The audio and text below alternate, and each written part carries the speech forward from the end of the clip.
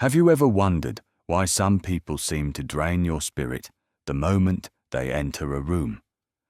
Why certain individuals can twist your words, poison your peace, and leave you questioning your own goodness? Perhaps you have encountered those who speak with honey on their tongues, but carry venom in their hearts. Those who smile while they scheme, who offer praise while they plot your downfall. The ancient sage Confucius understood this struggle intimately. He walked among rulers who valued power over virtue, ministers who chose personal gain over the common good, and students who sought knowledge not for wisdom, but for manipulation. Yet he never allowed their darkness to dim his light. He never permitted their corruption to corrupt his character. And today, through his timeless teachings, you will learn how to do the same. This is not about becoming cold or indifferent to those around you. It is not about building walls so high that no one can reach you. True wisdom lies in something far more profound. It lies in cultivating such inner strength, such unshakable virtue, that toxic behavior cannot take root in the soil of your character. It lies in becoming so grounded in righteousness that the storms of others cannot topple you. Confucius taught that the superior person is like water that flows around rocks without losing its essence.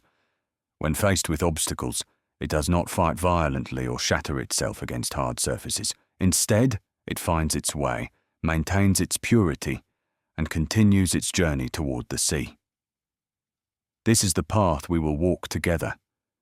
This is the wisdom that has guided countless souls through the darkest valleys of human interaction. If you have ever felt overwhelmed by the cruelty of others, if you have ever wondered how to maintain your goodness in a world that often rewards wickedness, if you have ever sought a way to protect your heart without hardening it, then these ancient teachings hold the keys you seek. Let us begin this journey toward true inner freedom. The first truth that Confucius revealed about dealing with difficult people is this: you cannot control the actions of others, but you have absolute dominion over your own responses. This may seem simple, yet it is perhaps the most challenging lesson for the human heart to accept. We spend countless hours trying to change those around us, attempting to make them see reason, forcing them to acknowledge our worth, pleading with them to treat us with kindness. But consider the farmer who plants his seeds. Does he spend his days arguing with the weeds about why they should not grow? Does he waste his energy demanding that the rocks soften themselves? No. He tends to what is within his power. He waters his crops, removes the obstacles he can remove, and accepts that some things lie beyond his influence.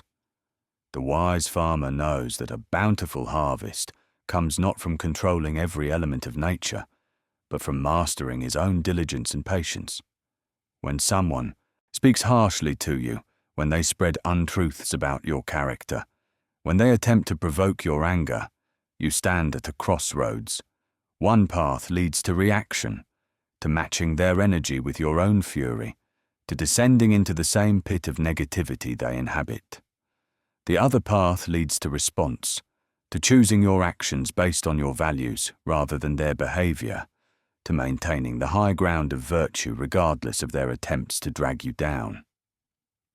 Confucius observed that anger is like grasping a hot coal with the intent of throwing it at someone else. You are the one who gets burned first. Every moment you spend consumed with rage over their actions is a moment stolen from your own cultivation, your own growth, your own peace.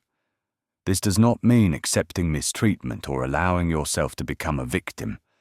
It means choosing your battles with wisdom and fighting them with integrity. The second principle that emerges from Confucian wisdom is the power of understanding the nature of those who cause harm. Confucius taught that people act according to their level of cultivation, their understanding of virtue, and their commitment to the way. Those who spread poison do so because they have poison within themselves. Those who seek to diminish others do so because they themselves feel diminished. Those who cannot bear to see goodness flourish do so because they have not cultivated goodness in their own hearts. This understanding brings not weakness, but strength. When you recognize that their behavior stems from their own inner turmoil, their own lack of virtue, their own distance from the way, you cease to take their actions personally. A person who has never tasted honey cannot appreciate its sweetness. A person who has never felt genuine peace cannot understand your calm. A person who has never experienced true contentment will always seek to disturb the contentment of others. Yet this knowledge must be balanced with discernment. Understanding their nature does not mean excusing their behavior or allowing them unlimited access to your life. Confucius spoke often of propriety, of knowing what is appropriate in each situation, of maintaining proper boundaries while still treating others with fundamental human dignity. You can have compassion for the wounded animal without allowing it to bite you repeatedly. The third teaching concerns the cultivation of your own character as both shield and sword in these encounters.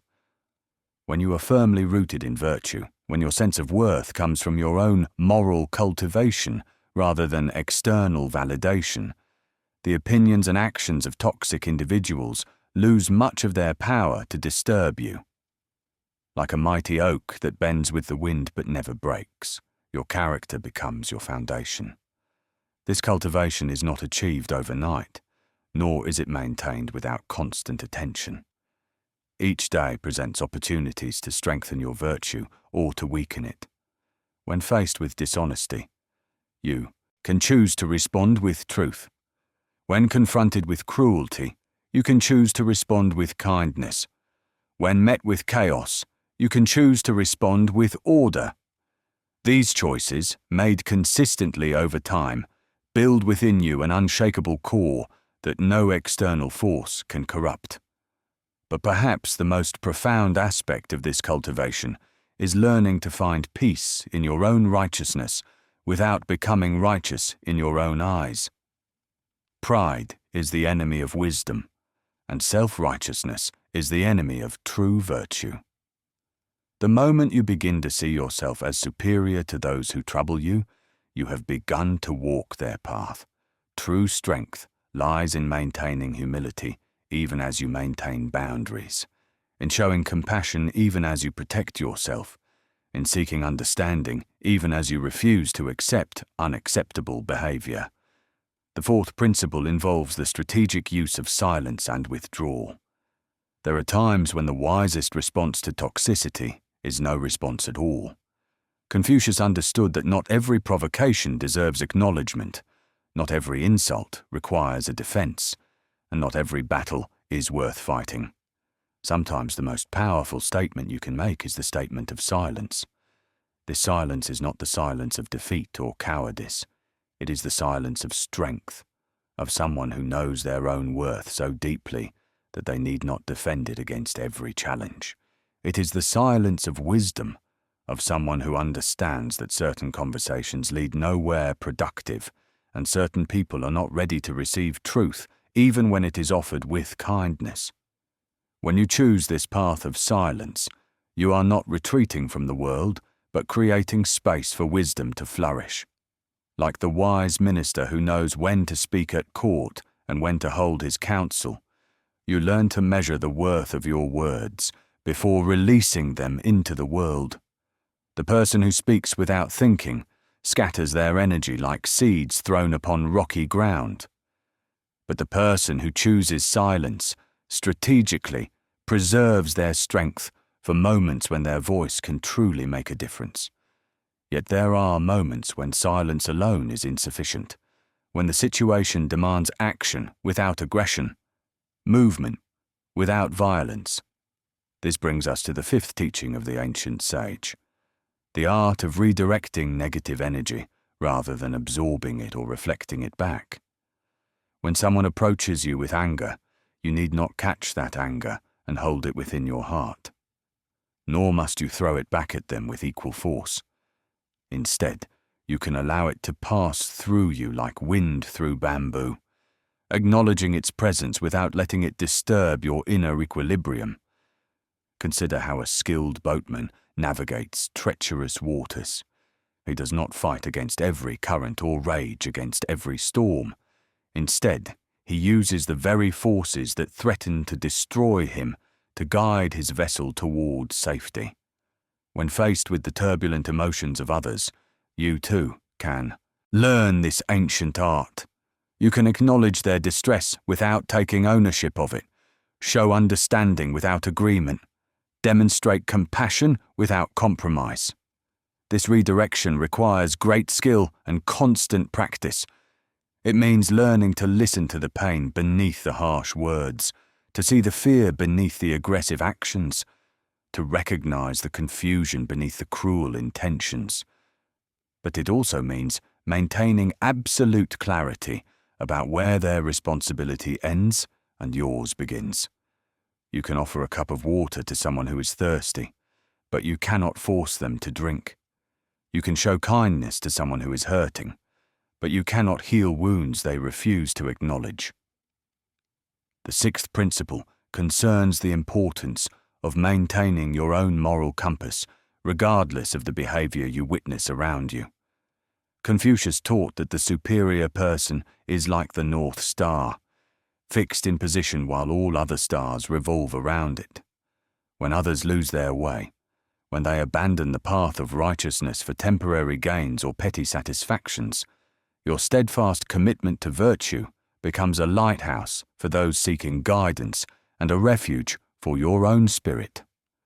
This steadfastness is tested most severely when those around you seem to prosper through dishonest means, when it appears that virtue brings only hardship while vice brings rewards. In such moments, the temptation arises to abandon your principles, to adopt their methods, to fight fire with fire.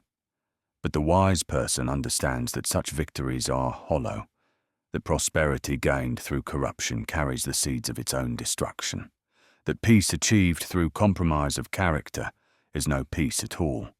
Your moral compass must be calibrated not by the actions of others, but by the eternal principles that govern right conduct. When you encounter someone who lies, your commitment to truthfulness should grow stronger, not weaker. When you meet someone who acts with cruelty, your dedication to kindness should deepen, not diminish. When you witness selfishness, your practice of generosity should become more intentional, not less. In this way, every encounter with toxicity becomes an opportunity to refine your own character, to polish the mirror of your soul until it reflects pure virtue. The seventh and perhaps most profound teaching involves understanding the greater purpose behind these difficult encounters. Confucius believed that every person who enters our lives, whether they bring joy or sorrow, pleasure or pain, serves as a teacher in the grand school of human experience. Those who challenge us most severely often provide the greatest opportunities for growth, for developing patience, for cultivating wisdom, for strengthening our resolve. The person who always agrees with you teaches you nothing about the strength of your convictions. The person who treats you kindly reveals little about your capacity for forgiveness. The person who respects your boundaries shows you nothing about your ability to maintain them under pressure. But the difficult person, the one who tests your patience and challenges your peace, becomes an unwitting partner in your moral development. They provide the resistance against which your virtue can grow stronger, like muscles that develop only when working against opposing force. This does not mean seeking out conflict or remaining in harmful situations longer than necessary. It means recognizing that when such encounters are unavoidable, they can be transformed from curses into blessings through the alchemy of right understanding. The gold of wisdom is often refined in the fire of adversity, and the pearl of compassion grows around the irritation of difficult relationships. Yet this transformation requires great discernment, For there is a difference between those who challenge you accidentally and those who seek to harm you deliberately, between those whose actions stem from ignorance and those whose behavior flows from malice. The farmer tends his garden differently depending on whether he faces weeds that grow naturally or pests that attack with intent. Your response must be calibrated accordingly, showing appropriate mercy while maintaining necessary boundaries, demonstrating understanding while protecting your well-being.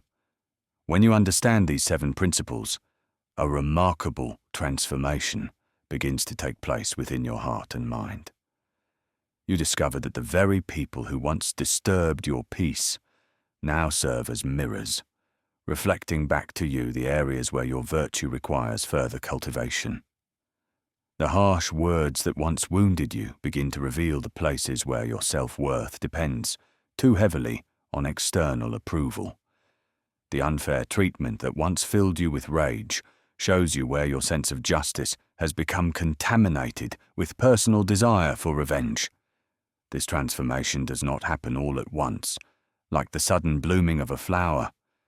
Rather, it unfolds gradually, like the slow change of seasons, each day bringing small shifts in your understanding, small victories in your self-mastery, small steps toward the person you are meant to become. The student of virtue learns to celebrate these modest advances, knowing that the mightiest river begins as countless small streams joining together over time. Yet as you walk this path of inner development, you will notice that your relationships with others begin to shift in unexpected ways. Some people who once seemed drawn to create conflict with you will gradually lose interest when they discover that you no longer provide the reaction they seek. Like fishermen who abandon waters that yield no catch, they will move on to find others who are more easily provoked. This departure, though sometimes lonely, creates space for relationships of greater depth and authenticity to enter your life. Others will remain in your circle, but will begin to treat you with increased respect. They sense, perhaps, without fully understanding why, that you have become someone who cannot be easily manipulated or controlled. Your calm in the face of their storms, your kindness in response to their harshness, your strength in maintaining your principles despite their pressure, commands a recognition that goes beyond mere politeness. It touches something deep within their nature that remembers what true character looks like. Through these 7 teachings, you have discovered that dealing with difficult people is not truly about them at all, but about the cultivation of your own character. When you master your responses, understand their nature, strengthen your virtue, embrace strategic silence, redirect their negativity, maintain your moral compass, and find purpose in adversity, you transform every encounter into an opportunity for growth. The sage walks through the world untouched by chaos because he carries order within himself. Begin today, and let your virtue become the light that guides you through any darkness,